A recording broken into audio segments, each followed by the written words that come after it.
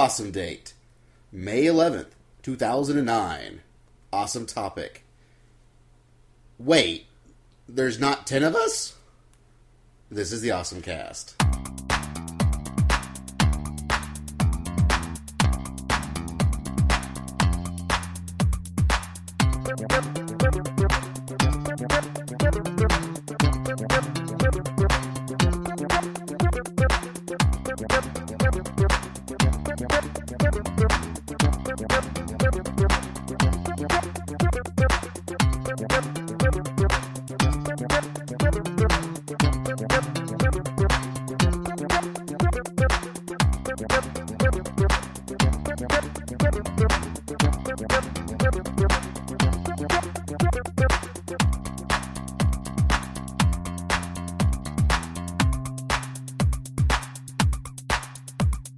Hey folks, we're the OSMcast. I'm Basil. I'm Rail. I'm Kevin. And I'm Doug. And that's us. So here we are, yet another week, another podcast. We're recording on the 5th, Cinco de Mayo, and... Cinco de mayonnaise. That's right. That's what I call it. Sadly, none of us are ingesting any tequila, sadly, but... I have this unshakable feeling that the world is going to end on May 5th. I don't know which May 5th. I just really feel that one of these May 5th, someday, the world is going to end. So far, we're doing pretty good. Yeah, we've hit, 25 of them without any problems, so... Wait a minute, I haven't had a drink today yet. Oh god, the world's ending. We need to get Brad a drink. Yes. Although I hate tequila. Will beer do? Yeah, that's fine. Okay, hold on. Well, while... Doug gets Rail a beer. So, of course, if you missed, May 4th, Star Wars Day. May the 4th. I was Be going to go with see that you. movie on opening night and never got around to it. Which movie? Wolverine. Oh, well... That has nothing to do with Star Wars. Well, I think I originally thought they were on the same weekend. It turns out they're a week apart, and I wasn't notified about this until a week ago. Oh, you're referring to Star Trek, which is this upcoming Friday. Yeah, I'm planning on seeing that. Don't make this the same weekend. mistake CNN did, Rail. Oh. Star Wars and Star Trek are different. Now, who committed the party foul there? Anyways. It doesn't matter. Brad will take his top off anyway. Well... There are many ways if you'd like to talk to us. You can send us an email at awesomecast@gmail.com or even leave us a message in the comment section. Or you can leave us a voicemail at area code 206-202-0071. That said, we are doing a contest with the emails. awesomecast@gmail.com. The whole idea is that I just acquired certain Dragon Ball Evolution posters, and we're giving them away. The trick is, you have to email us, awesomecast@gmail.com, with your impressions of the movie. But Basil, I hated the movie. Is it okay if I write in? Fuck yes, it's okay if you write in. In fact, we prefer that shit. That's correct, Doug. Now, we are going to be selecting winners in two ways. The email we like the most, and a random email from everybody else. So even if your opinion is lame and you don't know how to spell, you can still win. Quite frankly, if your opinion is LOL, I like fluffy bunnies, Dragon Ball Z movie, LOL fluffy bunnies, I will personally think that that's the best one. So you'll get my vote. So there you go. So any other things, or shall we move on to a moment of awesome? Oh, we're moving on to the moment of awesome. I came unprepared. Okay, well... Well, we can't start without with Kevin giving us the music, because James hasn't made one yet. It's the moment of awesome. Moment of awesome. Yeah. Oh, baby. Alright, baby, so what's yours? What the fuck are you talking about? What's awesome? What's awesome with us? For me, it had to be Abdullah Butcher's barbecue and Chinese food, the restaurant. Oh. This past Sunday, well, for one, our friends Michael and Esther got married. That's totally going to be my awesome thing. Well, then talk about it. Well, you're doing your thing first. No, well, he's talking about the Abdullah, restaurant. so You can talk about you can the set it pretty up. wedding. Okay, so my moment of awesome thing is actually going to be, I'm totally stealing your thunder here, Basil, It's fine. Go steal. is that our dear good friends, Michael and Esther Knuckles, just got married, and they got married at a Ren fair. Because they had to do something to outgeek us all. Because Bertie and Charlie set the bar pretty high. They did, and Michael and Esther, their wedding was pretty damn awesome.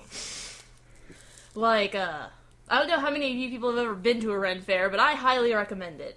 I made the mistake of renting a costume when I first got there, thinking, oh, I need to be in period or some nonsense, and I got inside, and I realized that fantasy costume was pretty much close enough and generally tended to look much better on most of the people, so... Hell, I saw anime cosplayers there. There was a guy totally running around in a Bleach Hollow mask. They were selling bleach swords in some of the stores. So there you go. Well, no I joke. don't think people should go wearing their anime cosplay outfits. But if you dress up like your fantasy idea of a pirate or your fantasy idea of a gypsy, which is what I did, you're pretty much going to be spot on there. Although you could do Lotus Wars, Slayers, Yeah. Gurren Saga, or any other fantasy-themed anime, and no one would tell the difference. Yeah, it's about like that is what I really saw. It was fun. But anyhow, the dresses at Esther's wedding were absolutely gorgeous. Yeah. Groomsmen outfits were pretty cool, Oh too. yeah, like Oh, yeah. Michael's, the shirt that Yeah. he wore, that little tunic, that was just amazing. Like, and I think Esther sewed all of those, like her and her mom. Her mom did a lot of it. Costumes kicked Yeah. ass at this wedding. Yeah, yeah. And now you realize that none of the rest of us can do this again if we ever get married. I know, that Because sucks. they already did it, and so if anybody does it now, they'll just be like, oh, you guys are just copying Michael and Esther. That's okay, because if I get any other wedding I have will automatically be better than my first one. Okay, Well, that's so sad. Well, the trick is, like, you can do it, you just have to step it up. So now we have to go to the Michigan Ren Fair, which is the largest Ren Fair. But the Atlanta Ren Fair was already huge. I mean, we walked around all day. I got a sunburn on the top of my head. So did I. Yeah. Of course, You know. I'm a little thin up there, but yeah. So I recommend doing your wedding at Abdullah Butcher's, barbecue and Chinese food. Sunday, after everything was said and done and everyone left, and everyone was like, okay, we're going to go now. I'm like, it's like noon. I'm in Atlanta. I don't want to go home yet. So I called up our friends at Akibar Renditions, Drew specifically, and I was like, hey, I'm in town. He's like, oh, well, we should go do something then. And so we meet up at the Cobb Galleria, where Ada Boy is, because we all know where that is. And we're going to go eat at Chow Baby, but they're closed on Sundays, or at least for lunch. So we were like, well, that's lame. So we decided to go. We met at the Cobb Galleria, where Ada Boy is, because we all know where Ada Boy is. And we decided to go eat at Chow Baby's, but Chow Baby is closed for lunch. They only open for dinner. And by the time they were open for dinner, I was heading back home. So we thought, where could we possibly go to eat? But I remembered, Ada Boy. Ada Boy did an Ada Boy port. The most important thing was they were talking about Abdullah Butcher and his restaurant. So I was like, hey, let's go to Abdullah Butcher's. And they're like, okay. Now, warning, if you try to use your iPhone as a GPS device to find out where this place is, you're going to find 3 results, because that's what we found. The Fairburn address is correct. We discovered this a little bit of venturing, driving from place to place, as the neighborhood got worse and worse and worse, which really added to the ambiance. And then as we finally got there, Abdullah Butcher's, and we walk in, thankfully, they're open on Sundays. You know this because they have large signs pointing out that they're open on Sunday. They also have free Wi-Fi. And in the top bottom right corner, there's the word butcher on everything. They want you to know that it's a butcher. Now, do they actually kill the animals there? Like, No. is it actually a butcher, or is it just... I think they just like to say the word butcher. Maybe in the Oh. Tokyo location. Abdullah the Butcher, it's his colorful ring name. Oh, well, Yes. okay. So it's much like the hard gay. Yes. I wonder if they've ever wrestled against each other. Oh man, that would be so awesome. Hardgay's not really I a wonder if wrestler. Hardgay's ever met a Yeah, he fellow is. in a Yeah, he is. because He he is has a a restaurant in Hardgay is a Japan. wrestler. He's the first wrestler in Japan. I missed that part completely. Yeah, somehow. Holy crap, maybe they have met. Anywho, You should ask him that next time. well, as soon as we walked in, he was there and he greeted us, and we all settled on the chicken and ribs combo because we figured we wanted barbecue more than Chinese food at the time. And oh my god, the food is good portions, good price, and also amazingly delicious. This is a grease pit, but a really good grease pit. Some of the best barbecue chicken I've had in a long time. Well, the butcher knows what he likes. Like, our friend Barry, he makes lots and lots of barbecue chicken. He's going to have to learn to step up his game. As Abdullah did, they do some good. Ribs were not as good, but the chicken was great. Barry's also a single guy using a propane grill out back. You know, he's not a professional chef, so... We're talking about a pro wrestler. Oh, man. You know, this is his place. Wait, he didn't actually cook all of these meals, did he? I mean, he pays a cook to cook things he likes. I thought that was how celebrity-owned restaurants worked. That's the mystery. Do you know? Perhaps they use pints of his blood to make the barbecue sauce. You don't know. That's creepy. Well, The man works in mysterious ways. He did get a Fist of the North Star villain based on him. He did? Yes. He's actually had a few cameos apparently in anime and whatnot, and in video games. Yeah, he wrestled in Japan, so for at least a little while he was kind of an iconic figure. Like Bob Sapp? Yes. Oh, okay. He was the proto Bob Sapp in many ways. Proto Bob Sapp. Okay, got it. They'll just latch onto a random gaijin for a few months, and that'll be their guy. But, you know, he kept talking to me as I was walking to and fro, grabbing, you know, utensils or straws or whatever. And at the end, he was like, do y'all have a camera?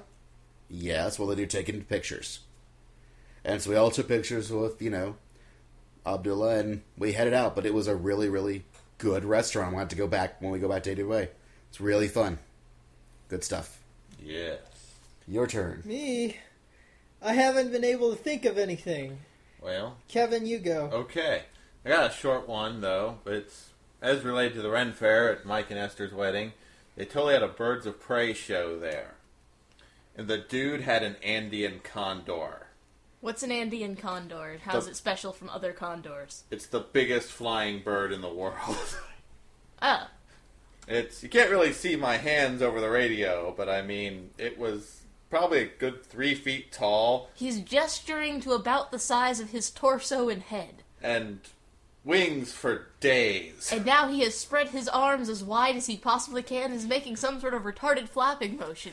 That I am. But he also had, you know, some other stuff like a hawk and a peregrine falcon and an owl and a little black vulture. That's the cutest thing because it thought he was his daddy and followed him around everywhere on the ground. Oh, that sounds cute. But yeah, it was fun. Me and Lee and Suze sat through it, and they was like totally letting him fly around and had him do stunts. Oh, hey, that reminds us of the guy that we saw at the Ren Fair. Todd was something or other. Yeah. The Flying Debris Show. Yeah, Todd and the Flying Debris Show. Todd got up there and he said, "Hi, my name's Todd. I know that there are a bunch of other people with a lot more impressive names at the Ren Fair than Todd, but I take what I got." And, you know, he pointed out there's people like named Rivas the Black-Hearted and names like that, and he's just Todd. And so someone from the audience shouted out, you know, "You could be Sir Todd!" And Todd just looked at this buffoon and said, "Yeah, Sir Todd is so much better than just Todd." Moron. He paid that guy to say that. Probably. I have a feeling he had lots of plants in the audience. No, I think you're just really good at working the audience. I know the way a lot of stage performers and magicians do when they call kids up, and he called a lot of kids up. They usually talk to the kids before they actually go on stage and tell the kids to sit in certain parts. So all the adults probably, yeah, he just was like, "Hey, throw this at me." But all the kids he'd probably worked up through what he's going to do. Like even the part where the kid threw the rope at him upstage, I bet you anything before the show he sat there and told that kid, "Hey, go ahead and throw it up to me." Even the one kid whose mom came in halfway through and yelled at him because he was not supposed to be there. Yes. And he just showed up. Yes, that kid. Bet he was a plant. Especially that kid. I bet they were all plants. Everyone in the audience, even you. Oh, I was totally a plant. You know, why do you think I laughed so hard when he made his sucking the pilots to death joke and his pull out of, what was it called? Oh, pull out of Did Ya Booty? I laughed so hard at that one. That's reminded me of the story I read about time travelers who all went to Jesus' crucifixion, and then the time traveler realizes everyone there is a time traveler. And they were all coached to ask for Barabbas to be set free. Anyways. Oh, I finally figured out my moment of awesome. Ooh. 2 moments of awesome, actually. Oh, snap. You only get one. From this last trip. And he's Of holding up course, 3 which was fingers as he for, says this. No. Damn you, ring finger. Oh, okay. Anyway, so I was in Atlanta this weekend also for the wedding, but I had some other ulterior motives when I was in town. Brad Devious always motives. has Yes. ulterior motives. Especially when it comes to big cities. So, Like, you hang out with Brad, you just learn to figure out he has an ulterior motive for this. I don't know what I it never is. have one purpose for going anyplace. It usually involves fries. Yes. Yeah. A lot of times, it's for fries. Well, I'd gone to Atlanta 3 weeks ago to take our buddy James, who is going to be editing this podcast. Shout out Props to him. James! Yeah, shout out to James. Oh, baby! He likes it when I do that. I know, I was about to say something, but you stole my words. Anyway, so I took him to Fry's for the first time about 3 weeks ago, and I saw the first season of Code Geass Part 3 box for sale at Fry's for $49.99, and I didn't know if it was a good price or not because I could recall getting the second box at the Best Buy in Huntsville for $42.99. So I hold off on getting that box thinking it's just been released and that Best Buy is going to have it next week when I get into town. Well, I come back to Huntsville and they don't have it. Nor does the rest of North Alabama. Nor has the rest of North Alabama or Birmingham. I try like 5 or 6 different places in Alabama and nobody has it. I check online and everybody has it back ordered. And Those I'm like, bastards! oh, and it was released in February. Not like March or April. It was released in February. So I resolved to hitting up Fry's once more when I was in Atlanta because that's the only place I found it last time. And Did they I still walked have into it? Fry's and yes, they had one box and I picked it up, $49.99. Yeah. And Awesome, I was Brad. so happy. It was Awesome. It was great. And the second moment of awesome was, well, I went to the wedding with my friend Alan, who some of us really? know. Yes. Tell us more about this adventure. So, well, he was fascinated with Fry's when I took him as well, like all my friends are. Uh-huh. But apparently, one of his friends calls him up while we're in Atlanta asking for an Inuyasha plushie. Because apparently she saw my Inuyasha plushie that's always hanging from my rearview mirror. And it's sort of like got an iconic status about among my friends who seem to think, I don't know, what do you guys think of it? It's an Inuyasha Yes, plushie it's that an you have in Inuyasha your car. plushie. You have an Inuyasha plushie in your car? Yeah, he's had it for Okay, years. I know. I've had it. But He's been hanging up there for about 8 or 9 years now. It's a first run, first generation plushie. They don't make them like they used to. It's all sun washed out now too, isn't it? Yeah, but that shows love. That shows age, you know. So, well, for about the past 2 years, my Inuyasha plushie had, I like to pin things to its little yukata. And for a long time, there was a junior officer police badge on it. And I said, damn it, I need to change it out for something. So, Needs an SOS brigade. or something like that. Well, I thought about stuff like that, and my friend Alan wants to hit up some of the anime stores in the Atlanta area so that he can find this Inuyasha plush. So we hit up a few, and we finally hit up this store called Fandom in the Mall of Georgia. And though they didn't have any Inuyasha plushies, they had Sesshomaru, oddly enough. one of the things I found there was a mini drill from Gurren Lagann. It's Simon's drill that he wears around. Yeah. Pierce the heavens with your Pierce drill! the heavens. You got to hear a break! Yes. I found it, and I said, wait a minute. I can hang this on Inuyasha. So now you have Inuyasha the digger? Yes, I have Inuyasha. You know, dogs like to dig. So. You know, it is. I have to say that it is the most badass Inuyasha plushie I have ever seen. Like, at first, Brad was showing it to me, I was like, what, Brad? It's your Inuyasha plushie. But then he showed me, I was like, oh no, it is your Inuyasha plushie. I posted a picture on my live journal, so... It's really great. You gotta see it. Those were my 2 moments of awesome that made me really happy this weekend, so... Speaking of pictures, we also, as soon as we announced the character, the new Mari Illustrious Ogre Puncher character in the new Eva movie, they actually posted pictures of her. And her plug suit is certainly very interesting. I take it she has a frog theme going on.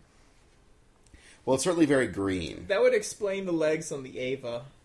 Of course, they can't see any of this. Maybe we'll put up pictures on the website. Oh, we will. We should probably put up pictures of these, because you guys were talking about her plug suit looking like a stripper, and I've been staring at this plug suit the entire time that we've been talking about our little moments of awesome, and it really looks like a frog to me. I mean, you've got the green, you've got the yellow thing where the puffy cheeks are, like that's how Japanese frogs are. You've got the white underbelly. Like, she's a frog, and I don't know how I feel about that. Yeah, and her Eva has wheels and legs or something. And brown spots like a frog. It's true. In fact, the legs are kind of shaped frog-like. Yeah, we'll post pictures. It's definitely very interesting. Only time will tell if Happy Hidekiano is as cool as Happy Tamino. And rumor has it that this character might have prosthetic legs, and so this might be the disability Eva. She's handy, capable. Yeah. Oh, Japan. I never thought you'd become politically correct. Well, we'll see what happens. I'll watch this. I'll go get hit by a bus as soon as I leave this house. Just like Minky Momo. Which is funny, because there really is no room for buses to travel in this neighborhood. No. No, it pretty much But I'll get hit by deliberate. one anyway. Knock on wood. Knock on wood? That you I just won't. said, oh, okay. I was just making sure. Okay, from that point, we're going to move on to the world of awesome. And we're back. Okay. So, speaking of Eva, there's this guy named Takeshi Honda, and he teaches, supposedly, at 2 universities.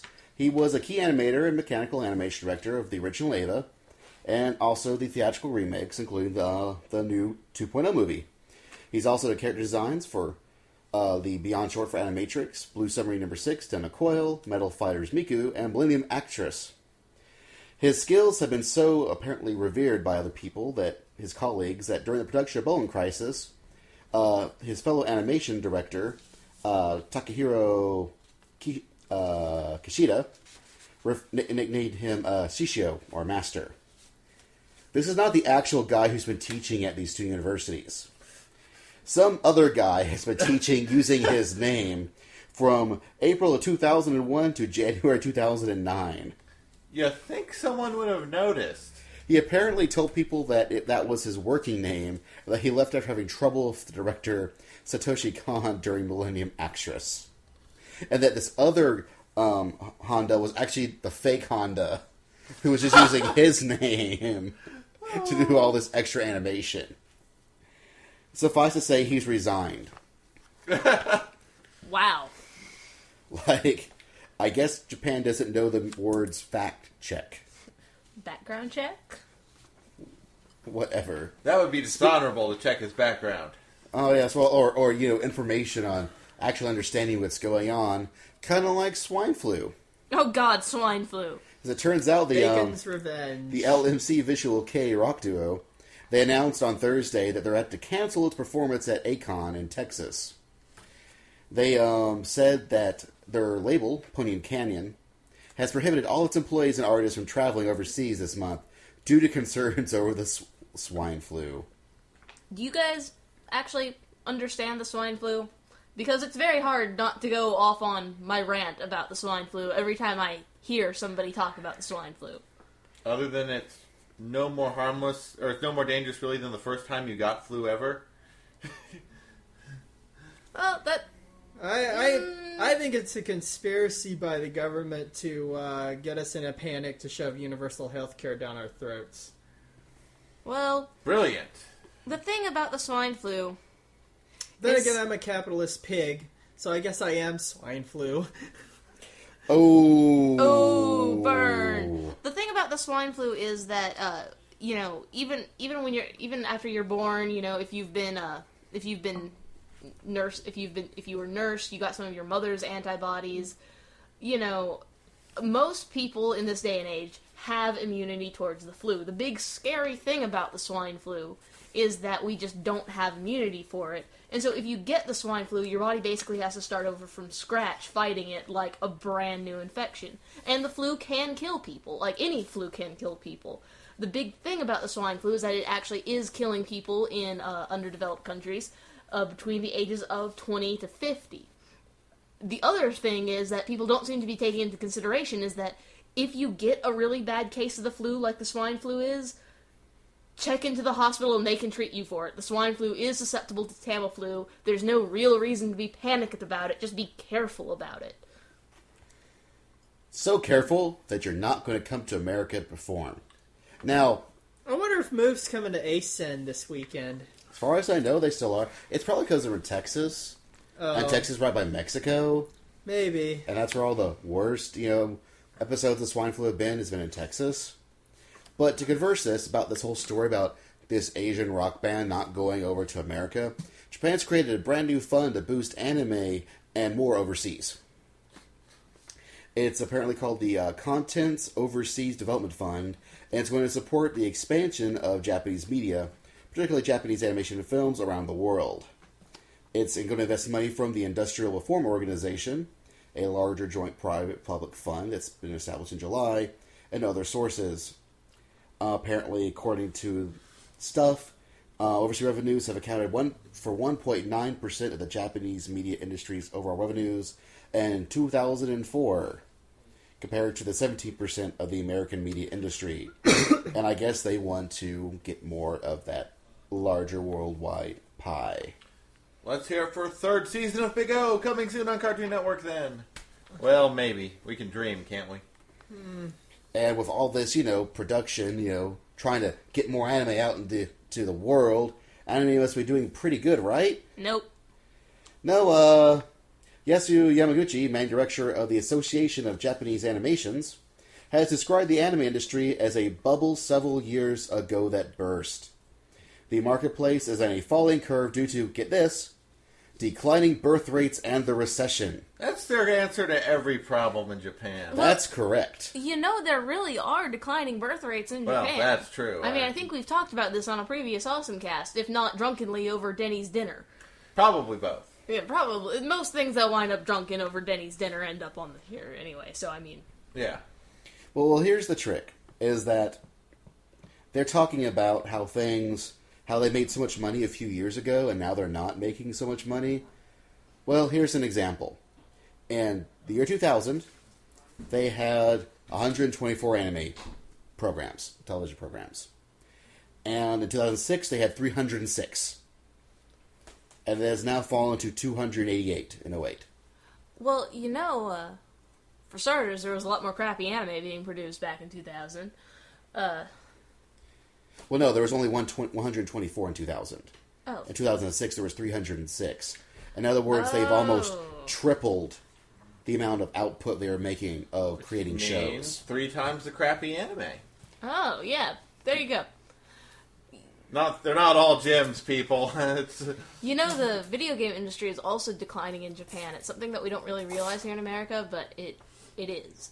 The basic problem is that the Japanese are losing their hardcore fan base because there basically is no hardcore platform.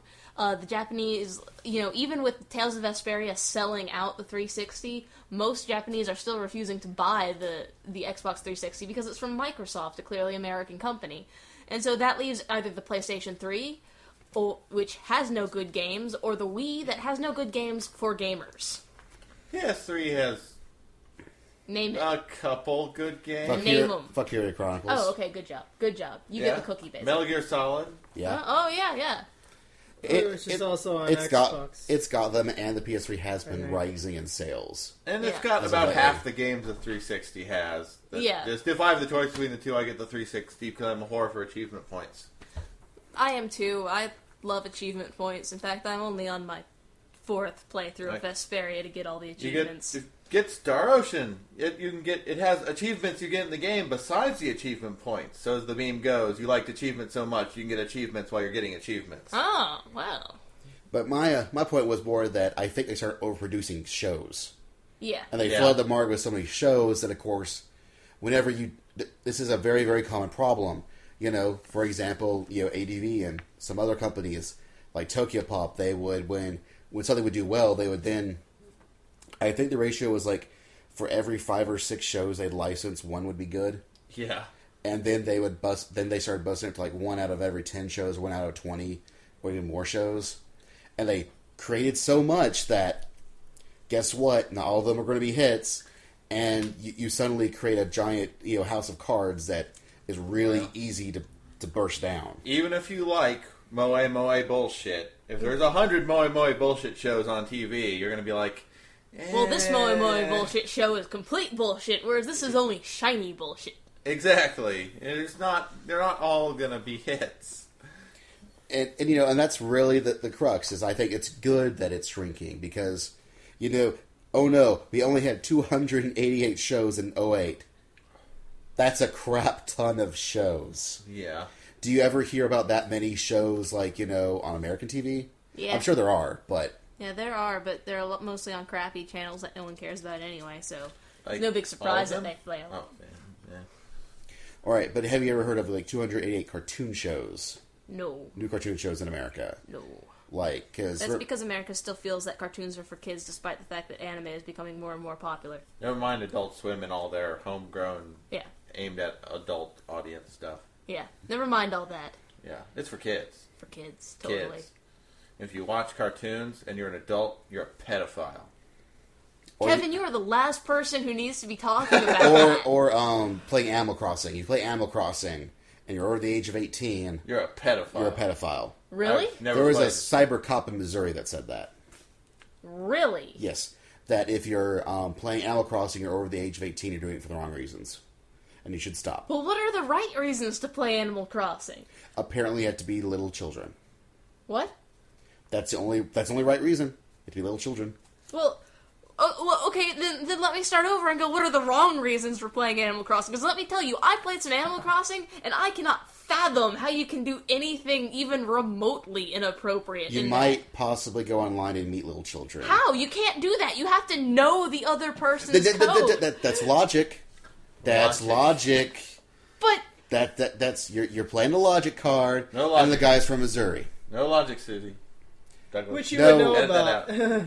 Well, yes, my family's from Missouri. So No logic, Douglas. now, anyone who actually is smart from Missouri, I apologize. But you Missouri's- live in Missouri.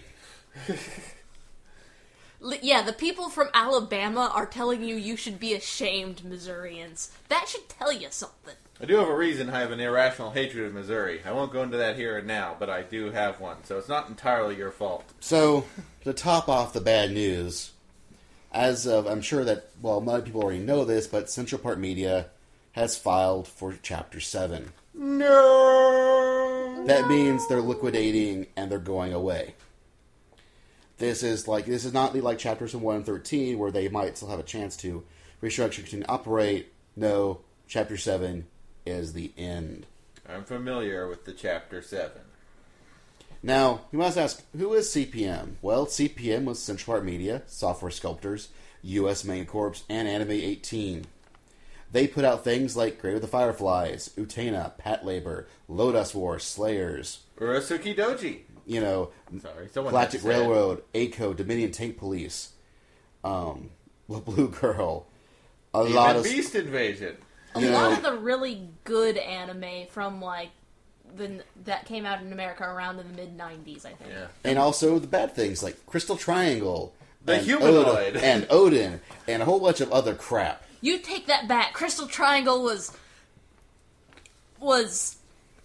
Oh god, Basil, it was so terrible that after you showed that crap to me, I was like, dear god, where have 2 hours of my life gone? I've never actually seriously thought that. I've said that before in, like, talking in hyperbole to try to express how bad I thought something was, but seriously, at the end of Crystal Triangle, like, it wasn't even so bad it was good, it was just, like, normal bad, and so I had no idea why Basil forced me to watch this. I have now so far got my anime club to watch this movie twice. I'm planning for a third time come December. It's going to be a tradition. Oh, God. I still have never seen it. It's a miracle. Speaking of convincing our anime club to watch something, I'm trying to get our anime club to watch Ristorante Paradiso still. I'll tell you guys how that goes when I finally succeed. I'm getting curious. I'm going to vote for this till it gets in. I'm just curious about this show now. Now, of course, Slayers has already been picked up by Funimation a few years ago. Thank God. And rumor has it that someone actually has the rights to Tena already. They're just trying to get a hold of the new remastering of the R2 release. Oh, well, that'd be awesome. I really do need a real DVD version of that someday. Well, here's the trick, is that you might have a version of that coming your way, because if they release newly remastered versions, I'm going to buy them all. Again. I already own all of Utena. All of it. All 3 box sets, the movie, all of it.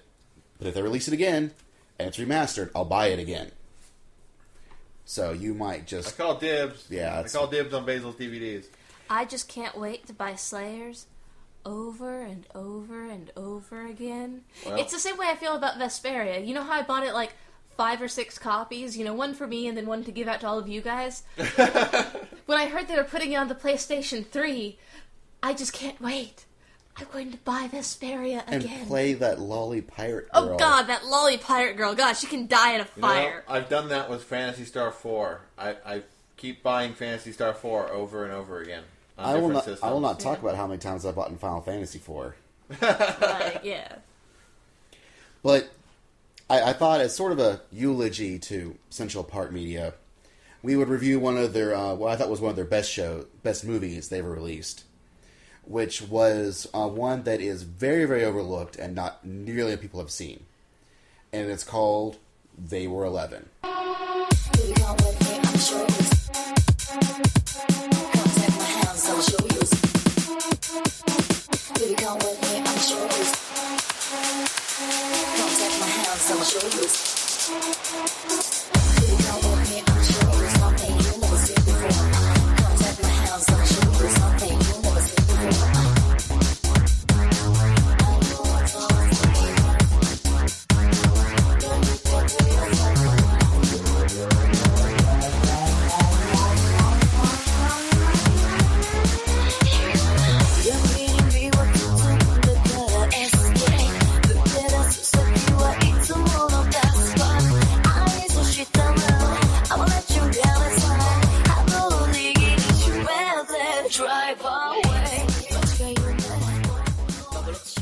So, They Were 11. It was originally a manga by Moto Hagio, which ran in the Shoujo comic for 3 issues from September through November of 1975. I thought you said this thing was made before shoujo existed as a venue. Well, she's a member of the Year 24 group. Oh. Or aka the Fabulous 49ers, however you want to look at it. People who first started being women writing shoujo manga. Oh, I see. And at the start, it was like Tezuka and Leiji Matsumoto and other guys writing shoujo stuff for girls. Some of it worked, some of it didn't. You know, other guys trying to write for girls, it's a little hit or miss. But the Year 24 group, they were a group of women, sort of like the proto-clamp, as it were. They were the ones that really made shoujo manga what we know it is today. Yeah. And, you know, things like Rose of Versailles and whatnot. They did the pro stuff of, you know, proto Yuri as we know it, proto Boys Love as we know it. They were the foundation of the genres we know today. They started getting wacky, breaking up the square. They actually are the ones in Japan who started doing things besides just square panels all the way through. They started like breaking the borders and making it a little more abstract, like what we are used to seeing in manga. Like they're incredibly influential people, and this was one of her later works. Kind of down the line. I mean, she did this and AA Prime, which both have strong sci-fi elements. I mean, she wrote stuff before that was mostly like normal dramas. Well, I first saw this movie at our anime club. I think Kevin had it on VHS, and he brought it to the club, and it was so good that I begged him to let me borrow it, and I took it home.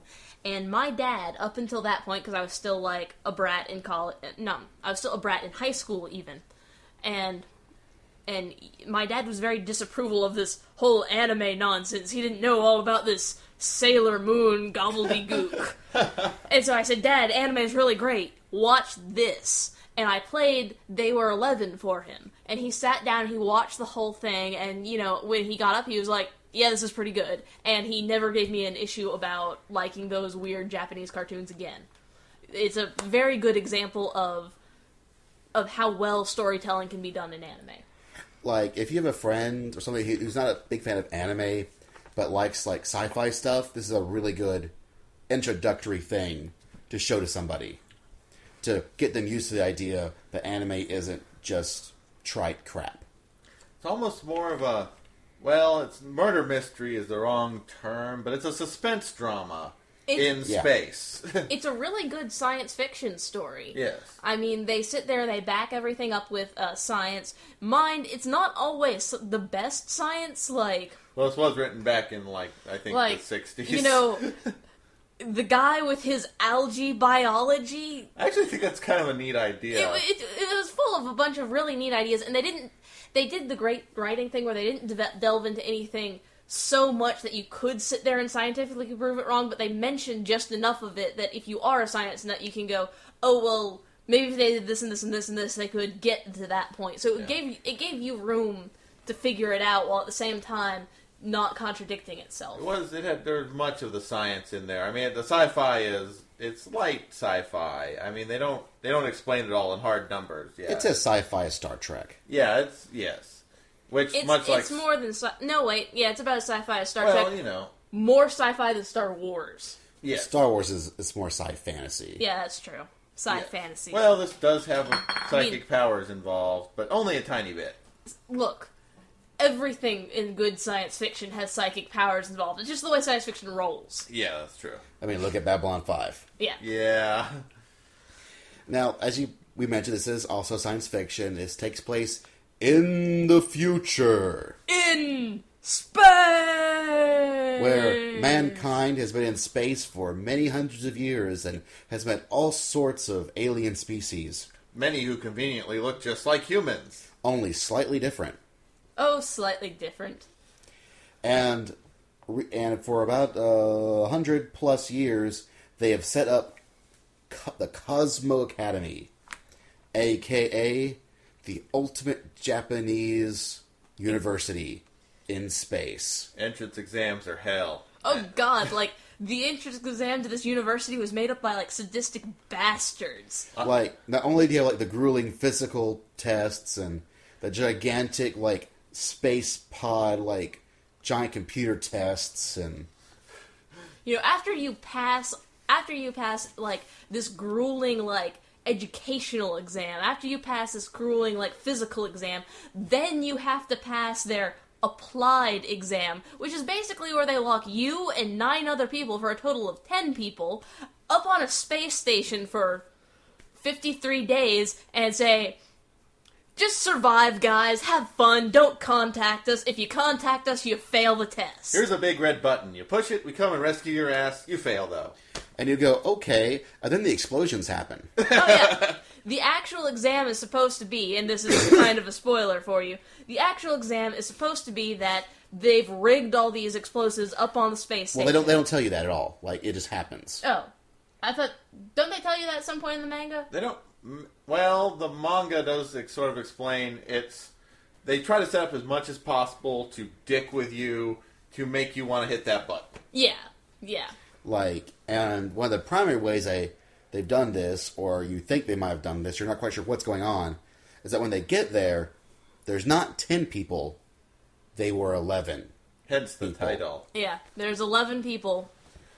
And don't think I didn't realize that this is releasing on May 11th. That was an accident, but I'll take it as, It is divine fate. coincidence. All is destiny. Which is a line in the movie, Yeah. As the rest of the members are kind of going stir crazy and they're having a big giant epic food battle with a lot of cream pies for no express reason. The two stoic characters are sitting there off to the side while the rest of the crazy characters are hurling food at each other. And, one of them just looks at the other and says, all is destiny. And then they hit each other in the face with pies. The All Destiny guy is the tall dude who's also green, looks kind of like a Moe head, and is voiced by the greatest voice actor of all time. Norio Wakamoto. That's right. Perhaps you've heard of him. If you haven't... He does Emperor Britannia in Code Geass. Lelouch. And we actually did this list last time. Yeah, I think we did, because he was in some... Oh, yeah, he's Oda Nobunaga and Sengoku Basara. Sorry, yeah. Watch that. Yeah, he's a lot of stuff. Basically, if you've ever heard a character with a big, booming, powerful man-sounding anime voice, it's probably this guy. Or Yusaku Yara, but he's cool too. Yeah, But he's yeah, one of the two. Sort of the James Earl Jones of... He gets around. He's in a metric crap ton of anime.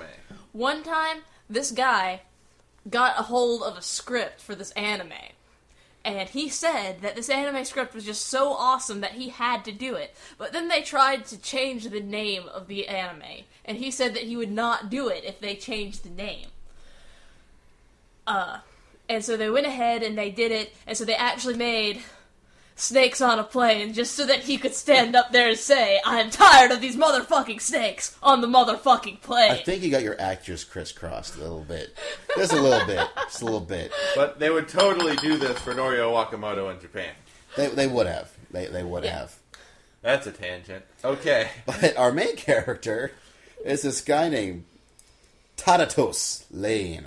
Voiced by Akira Kamiya. No slouch in the voice actor department either. He has a very unfortunate hair that it was the 80s, so he was very obviously born with this hairstyle since all the flashbacks of him as a child show him with the exact same terrible Vegeta haircut. He came out of his mother's womb with that hair. Don't also realize this is an 80s adaptation of a 70s manga, so there was no help for this man. Oh god, No. no. You just feel bad for him. They pretty much all have bad 80s hair. Hey, the guy-girl thing had great hair. Yes. Yes. Frol. Frol just needs Frol's own unique gender pronoun. Man, Frol's got the most awesomest first name. Frol Berry Cherry. Frol Berry Cherry, Frol. space, Frol. Yeah. Who comes from the most misogynistic society, I think... Well, no, it's not the most misogynistic society I've ever heard of. It's the most misogynistic society I've ever heard of in a fantasy setting. Or sci-fi setting. Yeah, whatever. Same Okay. thing. Or anime in general. But Well, I think it's one of those Japanese things. For example, they're trying to get admitted to like the the equivalent of the ultimate college. This is sort of like entrance exam hell. I bet this is sort of how maybe the writer felt, sort of Possibly. being a gal in Japan. They probably felt she was so constrained that. Yeah. I mean, that's just me shooting from the hip. I could be totally wrong, and she might come and punch me in the balls afterwards, hearing this podcast. But She's still alive, I believe. She might be coming. Hey, if she crap. listens to this podcast, if she does hear this, I want her to come punch you in the balls, even if she's not offended, just to prove that she listens to it. If you're out there, Moto Hagio, all right, we're but waiting. we're putting Eric in my place, so that we're just going to call him Basil, so I don't actually deal with it. We can all agree to that, I think. But yeah, so he also has some other unfortunate things that happens to him, like he's just mildly psychic enough to get him into trouble. Yeah, he has intuition. I thought that they proved that he didn't actually have intuition, he'd just been on the space station before. Well, Or he really maybe- does. He does have a weird sixth sense. Oh. Which is part of also why he's got it's actually a lot better on that ship because of, well, spoiler tags. Do we care? Yes. Okay. For people that actually watch this show. There is a reason why he is extremely sensitive, more so on the ship than anywhere else. But he does, in fact, have a psychic sixth sense that occasionally points him in the right direction of things. Or And tells hair him like Vegeta. Yeah. In fact, I think that his hair is actually a divining rod. That could be it. It's That his could be. psychic antenna. Yes. And the king of the board of the ship is very jealous of the antenna. I actually really like the king. Like, you guys are sitting there all movie going, God, why is this guy such a dick? But you gotta understand. I liked him. When you're the king, it's your job to be the dick. Well, he was doing a very good job through that whole movie. I liked him. Like, you knew when the shit hit the fan because he suddenly stopped being a dick to people. And folks, yes, there is a guy, he is a king of his planet, who's there not to actually go to college, but just to prove that he could actually complete the exam. Yeah. So that he can basically go back to all his subjects and go, "Sup, bitches!" and raise his middle finger. It's a little vague in the movie, but it is a little more clear in the manga. About, 4 of them are humans of Earth descent. 3 are... No, 4, because there's 11. Wait, I don't know. But, King and his friends and the little... King, his ultimate lick spittle, and the little guy are all another kind of humanoid alien. And then there are 3 more who are just other random things that aren't exactly human. Yeah. Like poor Ganga. Well, not poor Ganga, he's awesome. He's made of... He is made of algae. He's not... Well, he is. He's totally made of algae.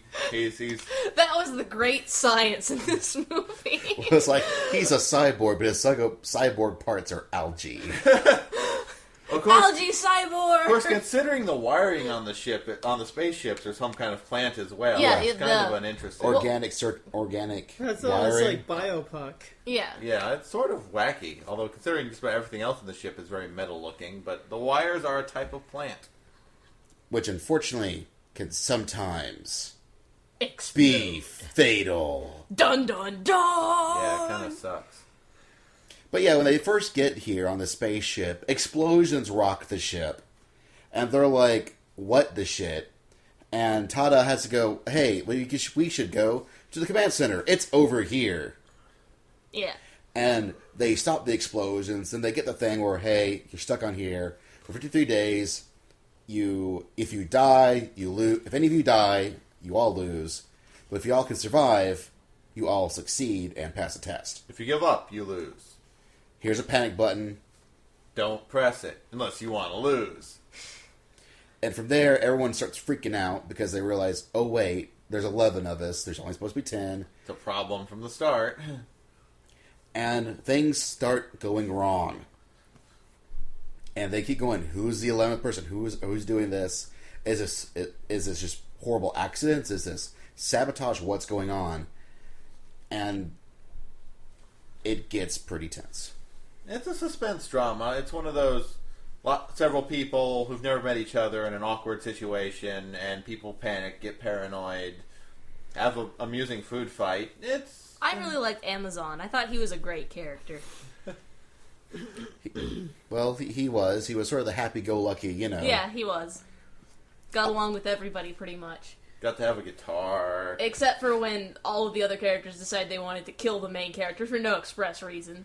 Well, sometimes you gotta kill the main character. That's the only way you can progress the story. What's your problem? See nothing wrong with this. They were going to do that anyways, even if there were no problems. I also get past 53 days. Yeah, it was like they probably had a calendar. It was actually marked day to try and kill the main character. And they just got to it early. Mm. So really, he was just joining in on the fun. Really? Excellent.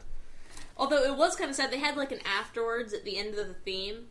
Well, at the end, as the end credits were playing, that sort of Animal House style told you what all happened to the characters afterwards, and a lot of them were happy. He went on to complete his dream. He went on to write this book. He went on to do this and this. He toadied for the rest of his life in a happy fashion. Yeah, he toadied for the rest of his life. He was a great king after all, who knew? And then the last person's like, and then he died. I was actually going to talk about how Amazon went on to become, like, a music singer, and it was sort of like, what the fuck, Amazon? And then became a composer. Oh, right. He just picked up the guitar one day and that someone left behind in the bunk and was like, huh, what the hell is this? And That's then, a guitar. Cool. Yeah, he was totally on there to try and learn mechanical engineering, though, so he did a great thing with his degree. hey, there's nothing wrong being a composer.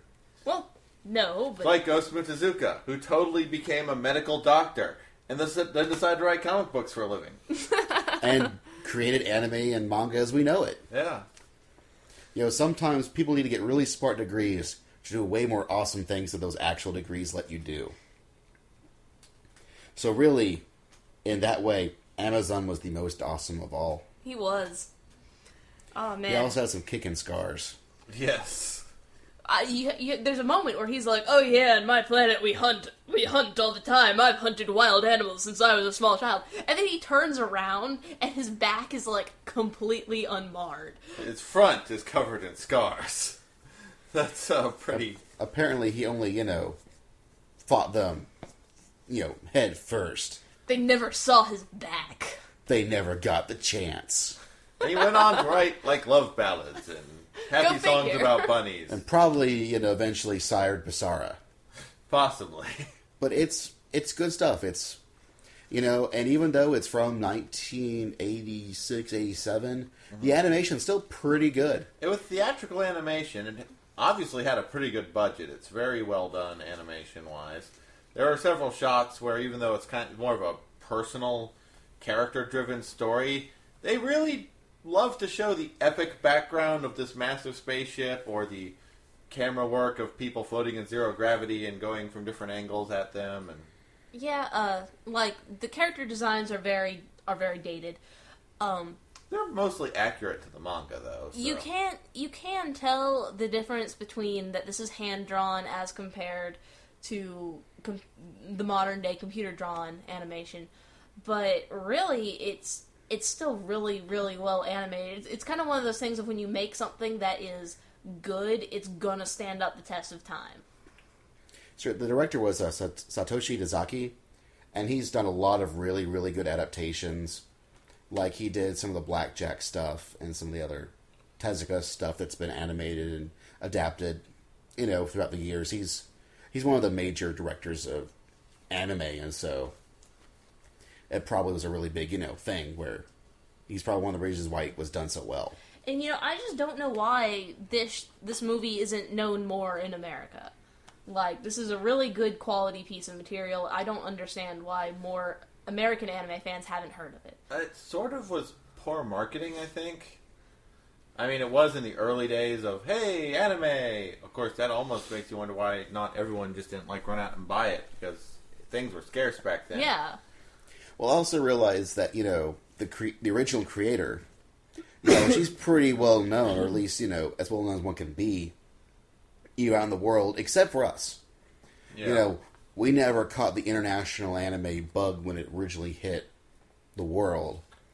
And it took us a little bit longer to hit. And so a lot of these older, works, have sort of, has not really caught on, because by the time it really started catching on, or could catch on, everyone said, oh, well, that looks old and dated. I want to watch old things. I know I went and got They Were 11 after actually reading the manga that was published in 4 shoujo stories that Viz put out, and that actually brought it to my attention. It was one of the stories in there, which is now out of print, and was actually made before anime fandom at large knew what the word shoujo even was. Yeah, like we were all still learning Japanese at that point. I then went on to read Moto Hagio's AA Prime, her other major sci-fi series, and Manga Vision, also out of print, but that's also kicks ass and totally deserves an anime adaptation, but we'll probably never get one.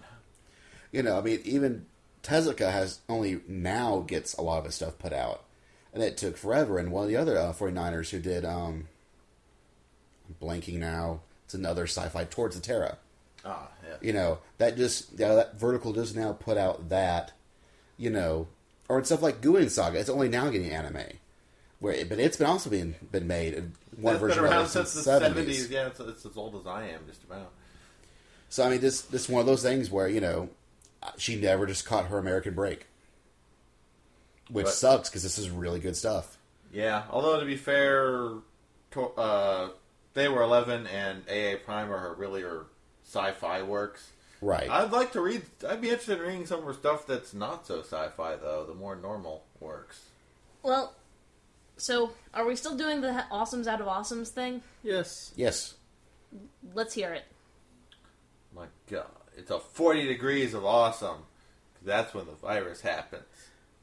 But if it goes beyond 40 degrees of awesome, we'll perish. I don't know, it's just off the top of my head. My God, it's full of awesome. Oh, damn, that's good. They were 11 awesomes out of awesome. Excellent. Good job, everybody. Good night. Wow, we totally skipped the spoiler section and never mentioned Froll, and Douglas ran off, and yeah. And so, They Were 11, and so this podcast ends. No spoilers for you. You'll just have to watch the actual thing. Damn straight. Watch it. Now, the plus side is you can actually find it online for pretty dang cheap. A quick Google search, I found it for less than $8. And for $8, even if it's like a few dollars shipping, for anything $20 or less, this anime is worth it. Hell, I would say $30 or less. This anime is worth it. So you really should go out, and we'll try to find some links to point you in the right directions to possibly track this down yourself. But definitely, this is one to actually go out, find, buy, and watch. Damn straight. And with that, we are out.